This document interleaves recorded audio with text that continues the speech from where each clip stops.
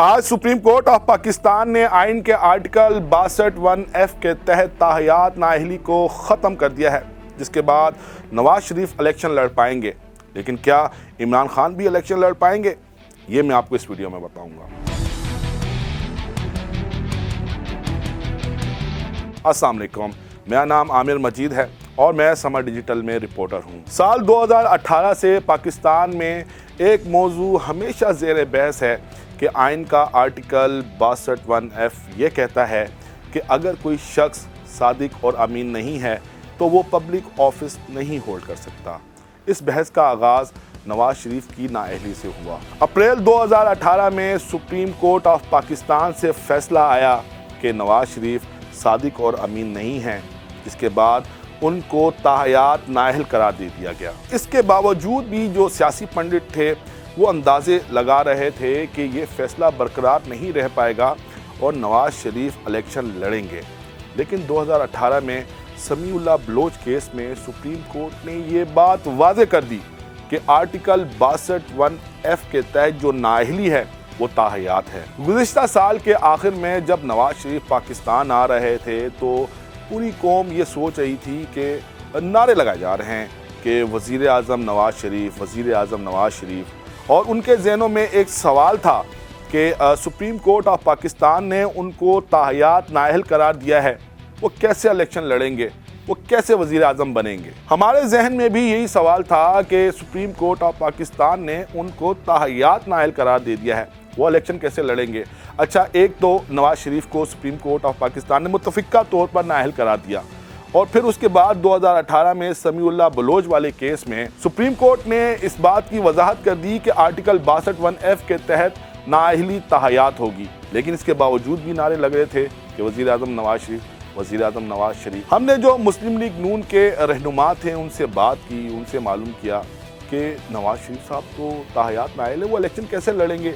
लेकिन वो ये कहते रहे कि जब इलेक्शंस आएंगे तो आप भी देखिएगा नवाज शरीफ इलेक्शन लड़ेंगे। उनका कहना था कि नवाज शरीफ कागजात नामजदगी भी जमा करवाएंगे, उनके कागजात नामजदगी कबूल भी होंगे और वो इलेक्शन भी लड़ेंगे। अच्छा, दो चीज़ें हैं। एक तरफ तो सुप्रीम कोर्ट ऑफ पाकिस्तान का 2018 का फैसला जिसके तहत नवाज शरीफ को ताहयात नाअहल करार दिया गया था।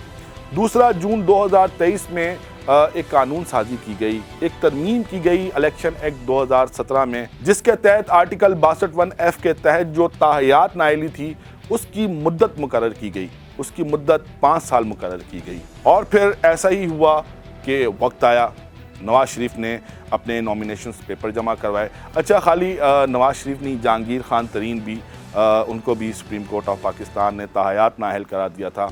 उन्होंने भी अपने कागजात नामजदगी जमा करवाए और रिटर्निंग ऑफिसर्स ने उनके कागजात नामजदगी मंजूर कर लिए, जिसके बाद सुप्रीम कोर्ट ऑफ पाकिस्तान का दरवाज़ा खटखटाया गया। Chief justice of Pakistan justice Qazi Faez Isa की सरबराही में एक 7 रुकनी बेंच बना, जिसमें आर्टिकल 62(1)(f) के तहत ताहयात नाअहली के केस को सुना गया। 5 जनवरी को जो ताहयात नाअहली से मुतल्लिक जो फैसला था उसको महफूज किया गया और चीफ जस्टिस ने कहा कि हम एक मुख्तसर ऑर्डर जारी करेंगे और बहुत जल्द जारी करेंगे। और आज सुप्रीम कोर्ट ऑफ पाकिस्तान ने ताहयात नाअहली से मुतल्लिक अपना फैसला सुना दिया है। लेकिन इससे पहले जो समातें हुई उसमें चीफ जस्टिस ऑफ पाकिस्तान काजी फायज ईसा के बड़े अहम रिमार्क्स थे।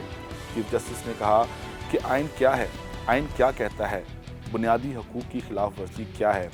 अगर आइन में कोई तरमीम की जाए और वो इंसानी ज़िंदगियों में बेहतरी लाने के लिए हो तो उसकी हौसला अफजाई करनी चाहिए। चीफ जस्टिस के मुताबिक आइन के अंदर उन्होंने लफ्ज़ इस्तेमाल किया, इंक्रोचमेंट्स की गई और अपने ज़ाती मकासद हासिल करने के लिए इसके अंदर इंक्रोचमेंट की गई। चीफ जस्टिस ऑफ पाकिस्तान का कहना था कि आइन में तरमीम डिक्टेटर्स के अदवार में की गई जब पूरा मुल्क एक शख्स की मर्जी पर चलता था। दलाइल के दौरान चीफ जस्टिस का कहना था कि ताहयात नाअहली के पीछे कोई स्ट्रॉन्ग लॉजिक होनी चाहिए, कोई रीज़न होनी चाहिए जो नज़र नहीं आ रही। चीफ जस्टिस ऑफ पाकिस्तान ने सवाल किया कि क्या पाकिस्तान में जो पार्लियामेंटेरियंस के इंतखाब के लिए एक मेयार मुकर्रर किया गया है, क्या दुनिया भर में भी इस तरह का कोई मेयार मुकर्रर है। तो ये जो रिमार्क्स थे सुप्रीम कोर्ट ऑफ पाकिस्तान में चीफ जस्टिस के जो रिमार्क्स थे ये एक इशारा दे रहे थे कि शायद आर्टिकल 62(1)(f) के तहत जो ताहयात नाअहली है उसको ख़त्म कर दिया जाए।